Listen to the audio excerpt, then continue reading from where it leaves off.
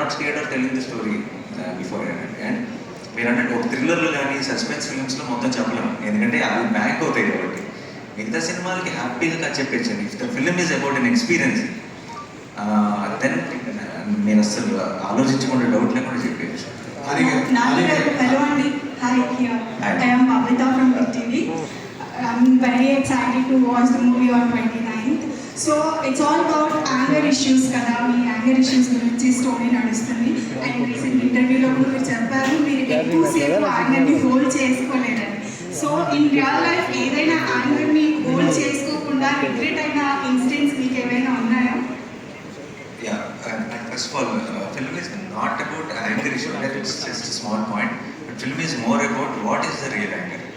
నిజమైన కోపం అంటే ఏంటి అన్న దాని మీద సినిమా బేస్ అయింది. రియల్ లైఫ్లో నేను యాంకర్ ఇప్పుడు అసలు యాంకర్ పెద్ద రాదండి, కంట్రోల్ చేసుకోలేని పరిస్థితి అంటే ఒకసారి కాలేజ్లో వచ్చింది.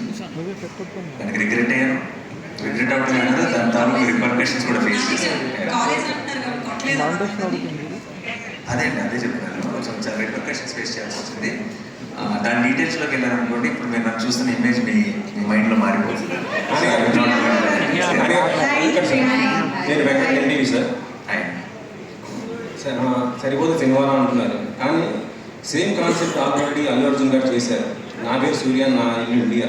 దాంట్లో కూడా యాంగ్రీ మ్యాన్, ఆయన యాంగ్రీని దాన్ని కంట్రోల్ చేయడానికి చాలా మంది చేశారు. దాని క్యారెక్టర్ పేరు కూడా సూర్య. ఇందులో మీది కూడా మీ పేరు క్యారెక్టర్ పేరు సూర్య. ఇది సింపుల్గా ఆల్రెడీ వచ్చిన క్యారెక్టరే కదా.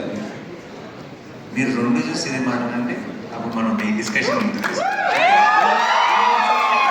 క్యారెక్టర్ మొత్తం కూడా సీరియస్ యాంగ్రీ మ్యాన్. మీరు చూసారు ఆల్రెడీ, మన అందరూ చూసిన సినిమానే. సో మీరు సేమ్ అనుకుంటున్నారు కదా, మీరు సినిమా చూసి సేమ్ అని కన్ఫర్మ్ చేయండి అంతే. మీకు క్లియర్ అంతే. మనకి ఇంకో 2-3 నెలలు వెయిట్ చేయక్కర్లేదు, జస్ట్ 7 రోజులు 8 రోజులే. మీరు చూసి ఇది రెండు సేమే అని హెడ్డింగ్ పెట్టండి, ఒక పని అయిపోతుంది. రాణి గారు మీకే సార్. ఇందాక ఓజీ త్వరలో అంటున్నారు, మరి